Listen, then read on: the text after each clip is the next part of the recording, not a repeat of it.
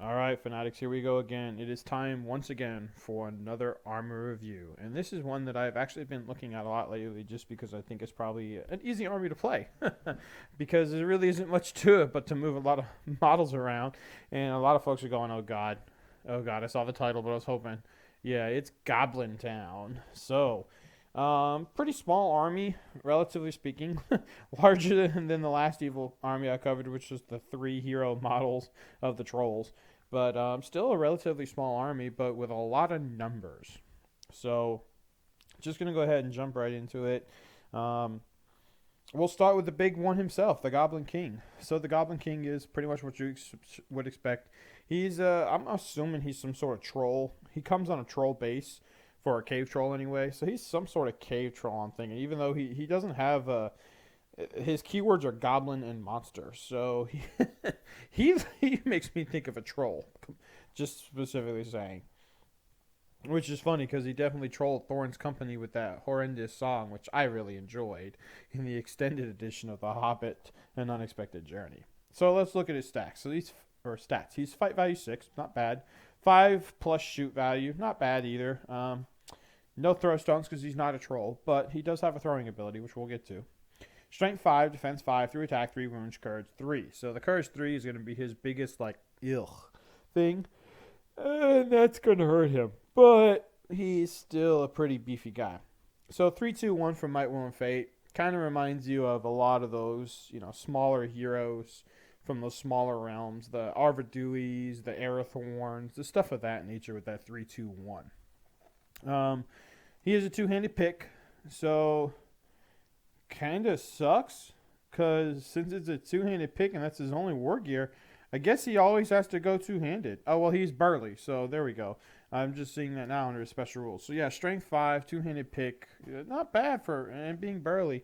You got a good chance of wounding most things on at least 4s. Defense 7, you're wounding on 4s. Defense 8 is where it's going to get a little rough because then you're wounding on 5s, but still pretty darn good there. He has strike, strength, and challenge. So imagine him getting up to strength 8 with a two-handed pick to him +1. And the other thing is it's a pick. So pick's special strike is piercing strike. So yeah, potentially strength 9. Yeah, scary thoughts. He does have burly, like I said, cave dweller, resistance to magic, and terror. Which I'm not surprised with terror, cave dweller, naturally goblin. That is his keyword. And he's a hero of legend, so he's going to be leading 18 gobos. So Relentless Advance is his first special rule. When the Goblin King charges into combat, he can pass through friendly goblins models when he moves. Each goblin he moves through suffers a strength 3 hit. Any goblin that he ends his move on is automatically slain. A model with this special ability cannot be commanded over friendly models if it is forced to charge as part of that magical power. So you can't make him go through things, but he can go through in his own way. Pretty good way for him to be able to get, to a combat to an enemy hero. Due to the fact that, you want to maybe hide him a little bit against shooting. Since this is an army that has no shooting, we'll just say that straight away. Other than one of his special rules we'll talk about in a minute. But it has no shooting, so you're going to want the ability to just kind of move and get your big baddies into combat when you can, and then protect them against enemy shooting. So putting 4 ranks of goblins in front of him, and then charging through those 4 ranks and doing strength 3 hits and killing the last few because you just end on top of them might not be a bad deal, due to the fact you're going to have hundreds of these little guys. Okay, not hundreds, but a lot of these little guys running around. So his next rule is Blubbery Mass. Every time the Goblin King is wounded, roll a d6. On a 3+, the wound is ignored. Magical powers and elven-made weapons ignore this ability.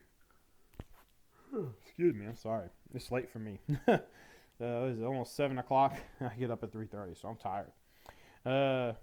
It's a constant thing when you guys listen to these, but I do apologize. So, yeah, you really hope that you have some spell casting or you have an elven weapon in your army, because he basically has a 66% chance just to ignore something, and then he's still got a point of fate after that if need be. Pretty powerful. I mean, I have seen a Goblin King take about 6 wounds and literally just blubbery mass out of all 6 of them. It does require a lot of good rolling, but that is a ridiculously good special ability, okay? And then the last one, like I said, the only thing that's really going to be for like shooting, Goblin Projectile. In the shoot phase, if there is a friendly Goblin model in base contact with the Goblin King and neither are engaged in combat, the Goblin King may make a shooting attack with a range of 12 inches. It counts as a throwing weapon. Remove the Goblin to roll to hit and take any in the way checks. If the shot is resolved, the shot is resolved at strength 8 and will automatically knock any model it hits prone. Knock prone any model it hits. So that's pretty good. You could use that to unhorse enemy models. I mean, think about like Elendil running in there on his horse, getting his free heroic combat. Okay, I'm just going to throw a goblin at you, a 4-point goblin. Oh, I hit you. You're going to go. I mean, you got a low chance of hitting at 33%, and if you move, only 16. But maybe that's where you use a point of might with him to go ahead and get a hit, because if you hit, he's knocked prone. So pretty little, sneaky thing you can do there. Not a bad idea. Moving on, we'll talk about the named hero being Greena. He's the named captain. 3 fight value. Ugh. Strength 4, defense 4, 2 attack, 2 wounds, courage 3. So still terrible. Courage 3. 3 might, 1 will, 1 fate. So you got another 3 might hero in here outside of the Goblin King. So not bad. And then he has a dagger and the Scourge. And the Scourge is a throwing weapon in the range of 2 inches. And it's a strength of 2. So it's kind of like a whip. But it says it's a throwing weapon. So he does have heroic strike, which is pretty cool. He also has Cave Dweller. Excuse me. Man, I'm dying here. And he has Chittering Horde. I'll cover Chittering Horde when I get to Goblin Warriors here in a second. And then he has Swap With Me, which is a special heroic action that Greena can use at the start of any phase. Using Swap With Me enables Greena to swap places with any friendly Goblin model except the Goblin Scribe within 3 inches. This does not count as moving. If there is no room to place the swap model, you must choose another or the heroic action is wasted. And it does say it's a heroic action, so you are going to have to spend a point of might for this. So be wary of that if you guys use it. Not a bad way, though, to maybe swap the captain, or Greena, with the Goblin King, which is what you see a lot of people do. So moving on, we do have the Goblin Scribe. He has no movement. He's an immovable object. Actually, I think he's a heavy object, but we'll get to that. Yep, he's immovable. We'll get to that in a second. Fight 1, yuck. 2, strength 2, defense 2, 1 attack, 1 wound, courage 3, no might, 1 will, 1 fate. He is unarmed, alright? Special rules, always bore where they come from. At the end of the move phase, the Goblin Scribe may opt to take a courage test. If the test is passed, you may move D3 extra goblins onto the board, plus 1 for each point that he passed his test by, from an edge chosen by the controlling player. If the Goblin Scribe is forced to automatically pass this courage test, then D3 goblins will enter the board as described above. Now, I can't really think of any ways he could automatically force it or automatically pass it. I'm guessing maybe like a fearless bubble or something like that. Not really sure off the top of my head.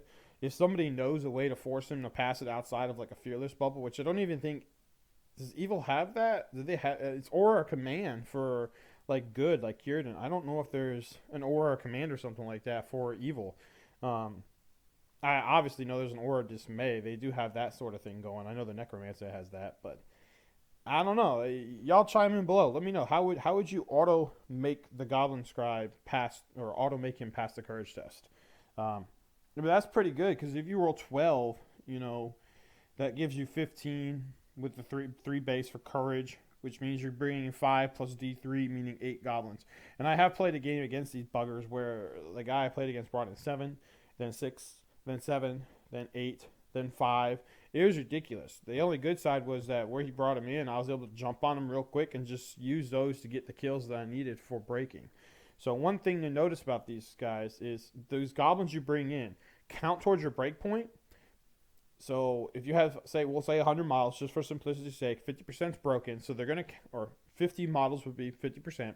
So you bring in, say, 20 extra, all 20 of those count. Those are 20 kills towards your 50% breakpoint. Now, that being said, they also help increase or keep you from getting quartered. So if you have 100 models, being quartered would be, 25? Yeah. So if you bring in 20 more, you've now made it harder for you to get to 25, because your quarter point doesn't change. The broken and the quarter neither of them change.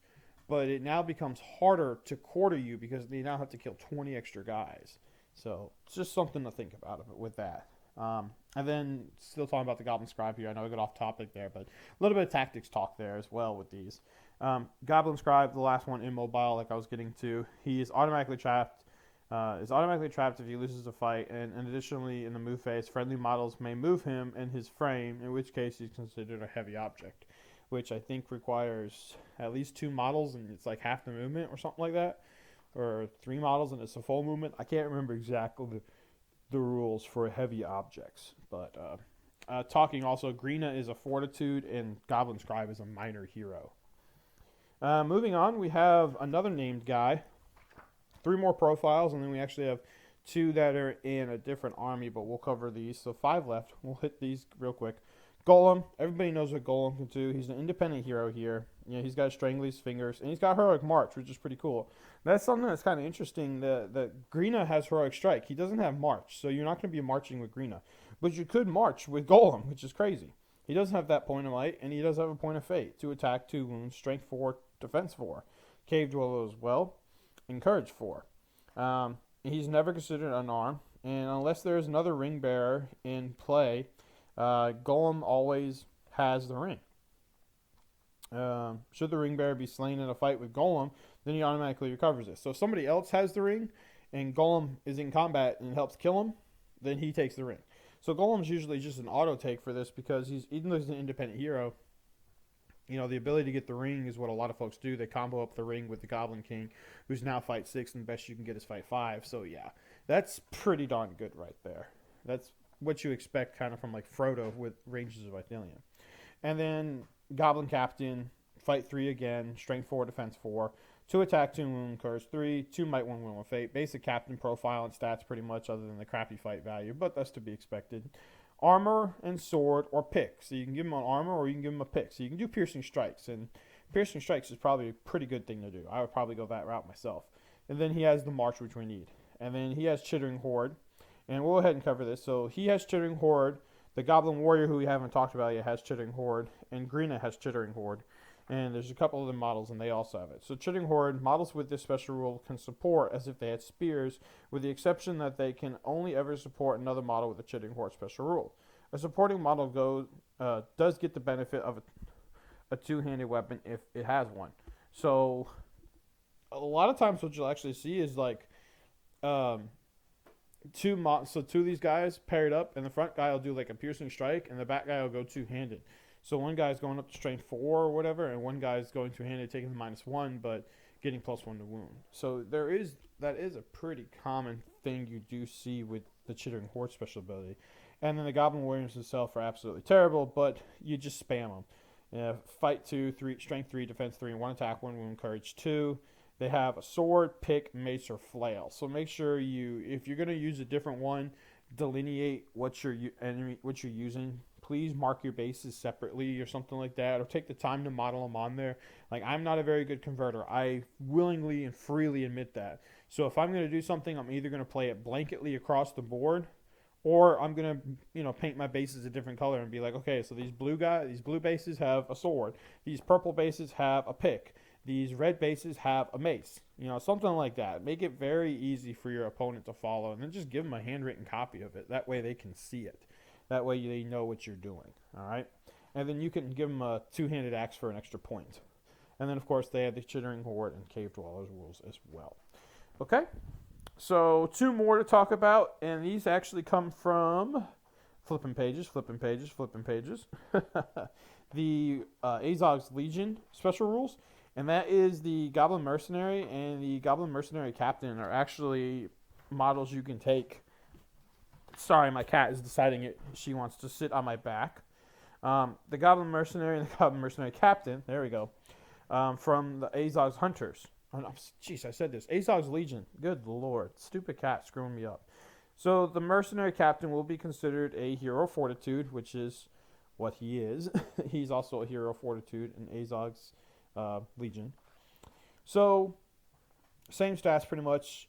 He actually is a little bit better because he has armor, so he's defense 5, but still 2 attack, 2 wound, strength 4, fight 3, courage 3, 2 might, 1 wound, 1 fate, and heroic march.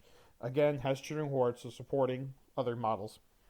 And then the big one is the Mercenary Ambush. So warbands led by a Goblin Mercenary captain that contains solely Goblin Mercenaries do not have to deploy on the board at the start of the game. Instead, they get kept in reserve. So this is a nice little thing to do. From turn 2 onwards, the controlling player must test to see if their Goblin Mercenaries have arrived. To do this, the Goblin Mercenary captain must take a courage test at any point during the controlling player's move phase. Usually this is done towards the end of the move phase, I've noticed. Sometimes it's the beginning, but a lot of times it's the end, just to see if they can't tie up their enemies' models just as much as they can, and then bring these guys in if they pass the Scourge test, to kind of ignore control zones and shoot around the backsides of things. But continuing onwards, if the test is passed, the controlling player may choose whether or not the Goblin Mercenaries have arrived. If the test has failed, then the opposing player may choose whether or not the Goblin Mercenaries have arrived. I will say this, whenever I have played against people using Goblin Mercenaries and they fail, I've never chosen to bring them on as the opposing player. I have never chosen. I don't see any advantage where I would want them on the board, except for maybe in a situation where, like, I'm trying to break him and I need those guys on the board because they count to it. But usually, like I said, it's turn 2 onwards, you have to do it. So it's pretty early on in the game. Like, I have never faced an opportunity where I have decided, oh yeah, I want you on the board. And I would say early game, it's probably going to be the same way. You're going to want to be able to use your numbers at that point. If you're playing against this army, you're going to be overmatched numbers-wise, at least 3, if not 4 to 1 or more. So you're going to want to whittle their numbers down before those Goblin Mercs come on. So here we go. Last little bit of it. Once they have arrived, the controlling player places the warband fully within an eligible piece of terrain on the board. Models deployed in this way may not be placed within the control zones of any enemy models. So again, that's another reason why they usually do it near the end, so you can charge and get the stuff, get models, control zones tied up, so you can deploy these guys.